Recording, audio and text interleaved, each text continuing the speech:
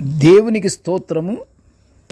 అనుదిన వాక్య ధ్యానమునకై ఈరోజు 2025 సంవత్సరము జూలై నెల 8వ తారీఖు. ఈరోజు ధ్యాన వాక్యము పరిశుద్ధ గ్రంథము నుండి కీర్తనల గ్రంథము 119వ సంకీర్తన 141వ వచనాన్ని 141 వచనాన్ని మనము ధ్యానించుకుందాము. ప్రియ దేవుని బిడ్డలారా, నేటి ధ్యాన వాక్యమును పరిశుద్ధ గ్రంథము నుండి మనము చదువుకుందాము. ధ్యానించుటకు మనము చదువుకుందాము. కీర్తనలు 119, 141.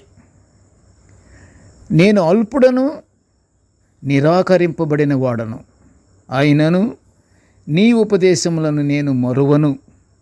నీ నీతి శాశ్వతమైనది, నీ ధర్మశాస్త్రము కేవలము సత్యము.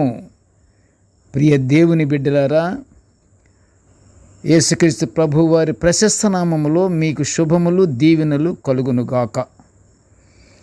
ఈరోజు ధ్యాన వాక్యము పరిశుద్ధ గ్రంథములో దావీదు గొప్ప రాజుగా కనిపించినను దేవుని యందు తనకు గల తగ్గింపు గురించి మనము ధ్యానించుకుంటున్నాము. ఆయన రాజు అయితే ఆయన ప్రభువుతో, దేవునితో ఏమని కీర్తిస్తున్నాడు? నేను అల్పుడను. చూసారా ప్రియ దేవుని బిడ్డలారా, అంత గొప్పవాడు అయినను ఇహలోక సంబంధంగా ఆయన గొప్పవాడే, చాలా గొప్పవాడు. అయితే ఆయన ఏమని చెప్పుకుంటున్నాడు? ప్రభు ఎదుట నేను అల్పుడను, నిరాకరింపబడిన వాడను అని ఈయన చెప్పుకుంటున్నాడు. తగ్గించుకుంటూ ఆ తగ్గింపు ధోరణిని ఈ రోజున మనము ధ్యానించుకుంటున్నాము. కీర్తనల గ్రంథములోనే, కీర్తనల గ్రంథములో 22వ సంకీర్తన 6వ వచనములో నేను నరుడను కాను. ఇక్కడేమో 119, 141 వచనంలోనేమో నేను అల్పుడను, నిరాకరింపబడిన వాడను, నీ ధర్మశాస్త్రము కేవలం సత్యమై ఉన్నది అని అంటూ 22వ సంకీర్తన 6వ వచనంలో ఏమంటున్నాడు? నేను నరుడను కాను, నేను పురుగును. ఎంత తగ్గింపు ధోరణి అంటూ ఎంత తగ్గించుకుంటున్నాడో చూడండి ప్రియ దేవుని బిడ్డలారా. అయితే ఈ కీర్తనాకారుని తన శత్రువులేమి, భక్తిహీనులేమి, తనను పెట్టే హింసలు కానీ అపనిందలు కానీ కీర్తనాకారుణ్ణి దేవుని నుండి ఏమాత్రము వేరు చేయలేకపోయానాయి. ఎంత మంచి వాక్యము! అయితే ఆయన కీర్తనాకారునికి ఉన్న శత్రువులేమి, భక్తిహీనులు, ఆయన్ని పెట్టే హింసించే మనుషులు, అపనిందలు వేసేవాళ్ళు, ఇంతమంది ఉన్నా సరే కీర్తనాకారుణ్ణి దేవుని నుండి మాత్రం వేరు చేయలేకపోయాయి ఇవన్నీ. కీర్తనలు 119, 61 వచనంలో చూడండి ఎంత చక్కగా అది వ్రాయబడి ఉన్నదో. మరి కీర్తనకారుడు ఏమంటున్నాడు? భక్తిహీనుల పాశములు నన్ను చుట్టుకొని ఉన్నను, నీ ధర్మశాస్త్రమును నేను మరువలేదు అంటున్నాడు కీర్తనాకారుడు. ఎంత ఆపదలు వచ్చినా, ఎన్ని కష్టాలు వచ్చినా, ఎన్ని హింసలు పడుతున్నను, శత్రుమోగతో ఎన్నో బాధలు, హింసలు పడుతున్నను, ఏమంటున్నాడు? భక్తిహీనుల పాశములు నన్ను చుట్టుకొని ఉన్నను, నీ ధర్మశాస్త్రమును నేను మరువలేదంటున్నాడు. అంతేకాదు, దేవా ఎన్ని ఇబ్బందులు వచ్చినను, నా పగవారు నన్ను చంపటానికి ప్రయత్నించినను, నీ ఉపదేశములను కానీ నిన్ను కానీ విడువక ఉన్నాను తండ్రి అని గానం చేస్తున్నాడు కీర్తిస్తున్నాడు. దావీదు ఒక దేశానికి రాజైనను, నేను అల్పుడను, నేను నిరాకరింపబడిన వాడను అని దేవునికి విజ్ఞాపన చేస్తున్నాడు. ప్రియ దేవుని బిడ్డలారా, మనము అతిశయపడకూడదు. మనం దేవుని బిడ్డలము. దేవుని యందు భయభక్తులు కలిగి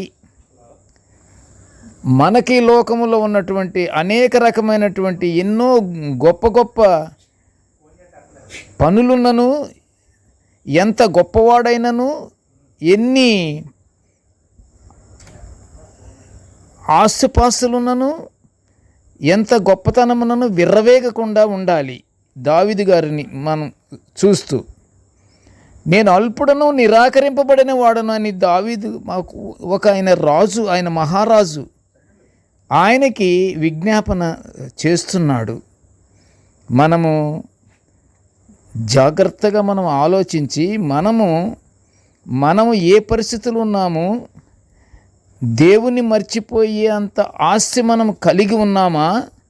ఆస్తులు కలిగి ఉన్నప్పుడు వెంటనే మనం మర్చిపోతున్నామా? కాదు. మనము అల్పులము, నిరాకరింపబడిన వాళ్ళము. కనుక అల్పుడుగా కాకుండా ఉంటే మనము ఏం చేయాలి? దేవుని యందు భయభక్తులు కలిగి నిత్య ప్రార్థనలతో, దేవా నేను చేసినటువంటి పాపములుంటే దయతో క్షమించమని మనం దేవుని అడగాలి. మరి ప్రియమైన దేవుని బిడ్డలారా, దావీదు చెప్పినట్లు మనం చెప్పగలమా? మరి ఆయన నొక్కి ఒక్కాణించి మాట్లాడుతున్నాడు దేవునితో. ఏమని? నేను అల్పుడను, నేను నిరాకరింపబడిన వాడను, అయినను నిన్ను నేను వదలను, నిన్ను నేను విడువను, నీ నీతి శాశ్వతమైనది, నీ ధర్మశాస్త్రము కేవలం సత్యము తండ్రి అని అంటున్నాడే. మరి మనము అలా అనగలమా? మనకి ఏమాత్రం కొద్దిగా ఆస్తిపాస్తులున్నా, సంఘములో పరువు ప్రతిష్టలున్నా మనకి ఇవే గుర్తుకొస్తాయి, కానీ దేవుడు గుర్తురాడు. అవన్నీ ఎవరి ద్వారా కలిగినాయి? దేవుని ద్వారా కలిగినాయి. ప్రియ దేవుని బిడ్డలారా, మనము చెప్పగలమా అంటే తప్పకుండా చెప్పాలి. మనం అల్పులమని చెప్పుకోవాలి. మనము దేవుని నీతి యందు మనం బ్రతుకుతున్నాము అనేది మర్చిపోకూడదు. తోటి మనుషులతోనూ, సంఘ విశ్వాసులతోనూ, బంధువులతోనూ, స్నేహితులతోనూ చిన్న విభేదం వచ్చినా ఎంతో కోపంతో దైవభక్తిని కూడా మనం పక్కన పెట్టేసేసి మన గొప్పతనాన్ని మనం చాటుకుంటానికి మనం చేస్తాము. చిన్న మాట అన్నా సరే, నీ సంగతి ఏంటో నేను తేలుస్తానంటాడు. నేనంటే ఏమిటో నీకు తెలీదా? నాకు ఎంత పరువు ప్రతిష్టలున్నాయో నీకు తెలియదా? నేను ఎంత గొప్పవాడినో తెలియదా అంటాడే. కానీ రాజుగారు అన్నట్టు నేను అల్పుడను అని అనుకుంటామా? మనము నిద్ర లేచిన దగ్గర నుండి పక్క వాళ్ళతో స్నేహంగా ఉండవలసింది పోయి వాళ్ళని అనవసరంగా కించపరుస్తూ ఉంటాము. అలా చేయకూడదు. ప్రియ దేవుని బిడ్డలారా, నిత్యము నిలచే వాక్యానికి ప్రాధాన్యత ఇవ్వాలి. మనము వాక్యానికి ప్రాధాన్యత ఇవ్వాలి. వాక్యానుసారంగా మనం జీవించాలి. ఆ వాక్యం ద్వారా మనము స్థిరపడి ఉండేలా దేవుని కాపుదల అనుగ్రహించమని, మనకి పరలోకాశీర్వాదాలు అనుగ్రహించమని దేవునికి నిత్యము మనం ప్రార్థన చేస్తూ ఉండాలి. మనము సంఘములో అందరికి ఎడల మనము తగ్గింపు ధోరణిలో ఉండి మనము ప్రేమించే గుణము గలవారమైతే ఏ ఆపద రాదు. దేవుని ఆశీర్వాదాలు మెండుగా ఉంటాయి. ప్రార్థన చేసుకుందాము. కృపగల తండ్రి, జీవముగల నాయన, నీకు స్తోత్రములు తండ్రి. నీ దివ్యమైన వాక్యాలను మేము నిత్యము ఇలా ధ్యానించుకునే ఈ గొప్ప భాగ్యాన్ని మాకు అనుగ్రహించినందులకు నీకు ఘనమైన స్తోత్రములు నాయన. తండ్రి, నేటి ధ్యాన వాక్యమును వినుచున్న ప్రతి బిడ్డను ఆశీర్వదించయ్యా. ప్రతి బిడ్డను తండ్రి ఆశీర్వదించుచు నాయన. మంచి లోబడే గుణము ప్రతి ఒక్కరికి అనుగ్రహించి నీ కాపుదలను మేము పొందుకుంటూ నీకు ప్రార్థన నిత్యము మేము చేసుకుంటూ అపవాదిని ఎదిరించే గొప్ప ధైర్యాన్ని మాకు అనుగ్రహించి తండ్రి, ఎల్లప్పుడూ నిన్ను స్తుతించుకుంటూ నిన్ను మహిమపరుచుకుంటూ నీ పరలోకాశీర్వాదాలు మాకు అనుగ్రహించమని నాయన ఈ మనవులన్నీ యేసయ్య పుణ్యనామమున వినయముగా వేడుకొంచుంటున్నాము తండ్రి. ఆమేన్. దేవుడు మనల్ని అందరినీ బహుగా దీవించుగాక. ఆమేన్, ఆమేన్, ఆమేన్.